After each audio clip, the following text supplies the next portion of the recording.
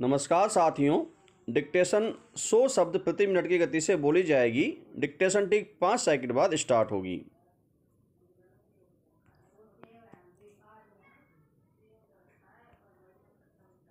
Start. जैव विविधता का सवाल आजकल चर्चा का विषय बना हुआ है। विराम। हो भी क्यों ना, क्योंकि मौजूदा दौर में पौधों की तकरीबन 60,000 और जंतुओं की 2,000 से अधिक प्रजातियों पर विलुप्ति का खतरा मंडरा रहा है। विराम। जबकि दुनिया के वैज्ञानिकों का मानना है कि मानवीय गतिविधियों, वैश्विक तापमान वृद्धि और जलवायु परिवर्तन के चलते यदि जैव विविधता के क्षरण पर अंकुश नहीं लगा तो 2050 तक दुनिया की 1/4 प्रजातियों का हमेशा के लिए अस्तित्व ही समाप्त हो जाएगा। विराम। यह मानव जीवन के लिए भीषण खतरा है, जबकि जैव विविधता का मानव जीवन में महत्वपूर्ण स्थान है। विराम। पैरा। चूंकि मानव संस्कृति और पर्यावरण का साथ साथ विकास हुआ है, यदि इस दृष्टि से देखें तो सांस्कृतिक पहचान हेतु जैव विविधता का होना अवश्यंभावी है। विराम। यह पारितंत्र को स्थिरता प्रदान करती ही है, पारिस्थितिक संतुलन को बरकरार रखने में भी महत्वपूर्ण भूमिका निभाती है। विराम। पारितंत्र विविधता की बात करें तो यह पृथ्वी पर पाई जाने वाली पारितंत्रों यानी इको सिस्टम में उस विभिन्नता को कहते हैं जिसमें प्रजातियां वास करती हैं। विराम। इसमें झील, मरुभूमि, नदी, तालाब आदि जल संग्रहण क्षेत्र आदि शामिल हैं। विराम। आज हम उसी खतरे को निहित स्वार्थ के चलते नकारते चले जा रहे हैं। विराम। कारण जैसे जैसे जंगलों का बेतहाशा कटान हो रहा है, वैसे ही इस चर्चा को और बल मिला है कि क्या यह बची रह पाएगी। विराम। चिंता की असली वजह यही है। विराम। पैरा। दरअसल बीते 100 साल में जैव विविधता पर इसलिए संकट गहराया क्योंकि इस दौरान हमने अपने प्राकृतिक वनों को निजी स्वार्थ, भले इसे हम विकास कहें, कि अंधी चाहत के चलते खो दिया। विराम। इसमें औद्योगिक विकास ने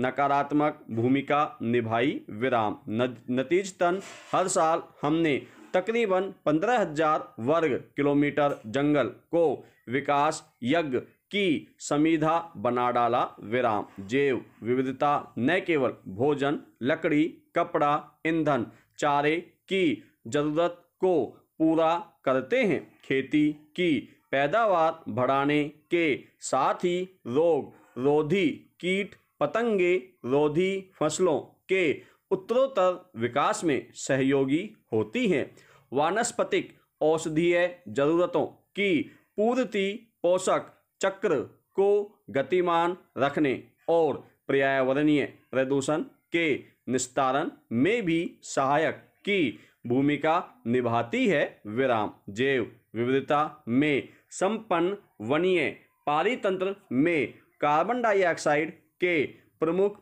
अवशोषक तत्व होते हैं। विराम। यह मृदा निर्माण के साथ साथ उसके संरक्षण, उसकी संरचना के सुधार, विकास, जल धारण क्षमता और पोषक तत्वों की मात्रा बढ़ाने, जलीय चक्र को गतिमान रखने में ही नहीं बल्कि जल संरक्षण में भी सहायक की भूमिका निभाती है। विराम। कुल मिलाकर निर्विवाद रूप से हम यह कह सकते हैं कि जैव विविधता प्रकृति अध्ययन की दिशा में सर्वोत्तम प्रयोगशाला है। मानव सभ्यता के विकास की धुर्री है तो किसी भी मायने में कुछ गलत नहीं होगा, विराम पैरा। जहाँ तक जैव विविधता के इतिहास का प्रश्न है, यह करीब 4000 करोड़ से अधिक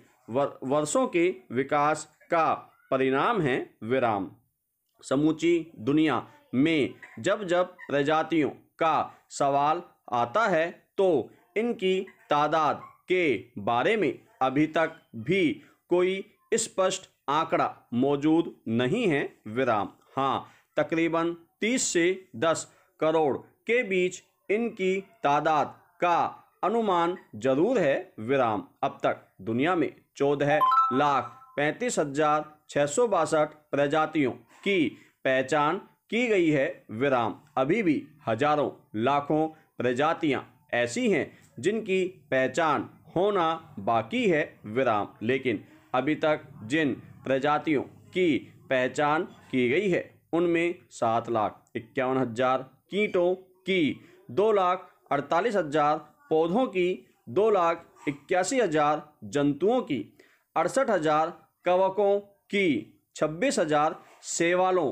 की, 4,800 जीवाणुओं तथा 1,000 विषाणुओं की शामिल हैं, विराम। इनके अलावा 343 मछलियों की, 50 जल थल चारी, 170 सरीसृपों की, 1,355 अकशेरुओं की, 1,037 पक्षियों और 497 स्तनपायी भी हैं, विराम। दुखद यह है कि हर साल पारितंत्रों के क्षय के कारण तकरीबन 27,000 प्रजातियां लुप्त भी हो रही हैं, विराम। दरअसल बढ़ता पर्यावरण प्रदूषण जैव विविधता के ह्रास का सबसे प्रमुख कारण है, विराम। इसे झुटलाया नहीं जा सकता, विराम। इसमें सबसे बड़ी चिंता की बात यह है कि इस दिशा में सबसे अहम कार्य जैविक संसाधनों के